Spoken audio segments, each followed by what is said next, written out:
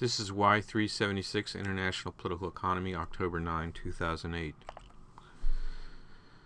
This lecture is about the origins and consequences of the debt crisis. The recession in the industrial world after the price increases of the 1970s meant that banks had to find borrowers elsewhere, and particularly in the developing world. Petrodollar cycling was the name of this effort. Growth in the developing world was hurt by the anti-inflationary policies adopted at the end of the 1970s, and therefore set up the conditions for the global debt crisis. The developing countries who had borrowed money during the 1970s found it more and more difficult to repay their loans. This shows the price increases of the 1970s, and that was what set up the situation that created the world debt crisis. Basically, the oil importing industrialized countries provided money in the form of payment for petroleum imports to the oil exporting countries. The oil exporting countries couldn't spend all that money, so they deposited it in international banks to insulate their economies from the possible inflationary effects of all that additional cash. The international banks were expected to pay interest on those deposits, and so they couldn't lend the money to the oil importing countries, so they loaned them instead to third world countries. Third world countries used some of that money to pay for their own increased oil import costs. Now, like I said before, there's a shortage of traditional borrowers for the money that flowed to the oil exporting countries. And some developing countries looked like good risks because they had high growth rates, and or because they had their own petroleum or raw material exports. Good examples would be Venezuela, Nigeria, and Mexico. This chart shows the increase in debt in three categories of developing countries between 1970 and 1999. The most important increase in debt was among the severely indebted countries, mostly fast-growing, fairly large economies like Mexico and Brazil. But in fact, debt grew in the other categories of countries as well, and it became a problem later on. When it was difficult to pay back some of the loans in the 1980s, from the 1980s on, some of the debt had to be renegotiated and rescheduled, just the way people have to renegotiate and reschedule their mortgage payments when they have difficulty paying back their mortgage. We need a little bit more of that in the current mortgage crisis. Anyway, there were negotiations between borrowing countries and creditors, mostly private banks. The International Monetary Fund got involved in endorsing structural adjustment programs as a way of kind of guaranteeing that any new loans would not go down the tubes. And part of those structural adjustment programs was a commitment to reduce government spending, to reduce government deficits, to devalue the currency, and to promote exports, which meant abandoning some of the import substitution policies of the past. There are problems in getting these negotiations completed. The banks and the debtor countries had a conflict over what's called moral hazard. That is, the banks were concerned that if the debtor countries got off too easily, they would borrow too much money in the future or take on risks that they shouldn't take on, and so they wanted there to be some cost for the debtor countries. The banks and the lender countries had conflicts about how non-performing loans should be reported. The governments of the home governments of the banks that were had bad loans wanted them to report those the fact that they were non-performing as soon as possible, whereas the banks were concerned about hurting their share prices and so forth.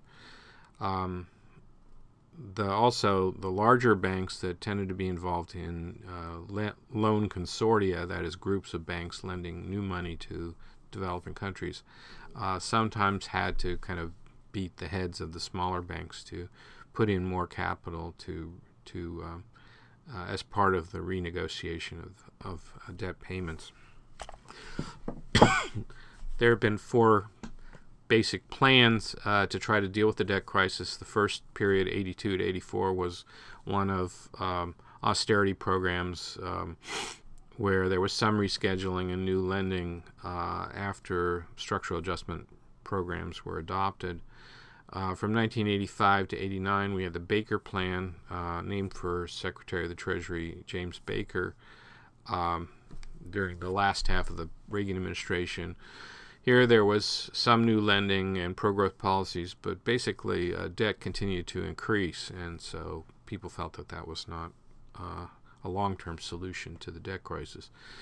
From 1989 on, in the George Herbert Walker Bush administration, a plan was devised by Secretary of the Treasury Nicholas Brady to reduce debt, and I'll talk about that more later. And in 1996, the beginning of the highly indebted, impoverished country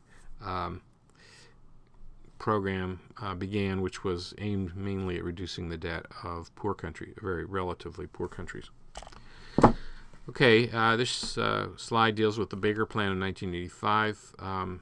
Baker proposed loans to cover interest payments with conditions that the debtor countries privatize state enterprises and subsidies and open their economies to foreign investment. 12 of 15 large debtors complied. I think that included Mexico and Brazil. And however, this shifted the burden of financing to the World Bank, which was a problem for the World Bank.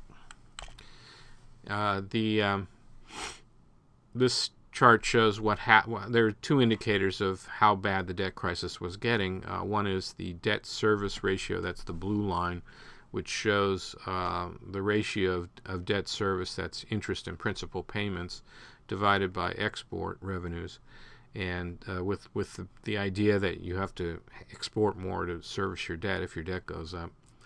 And that ratio got higher and higher until 1986, when it finally started to decline, which is good news.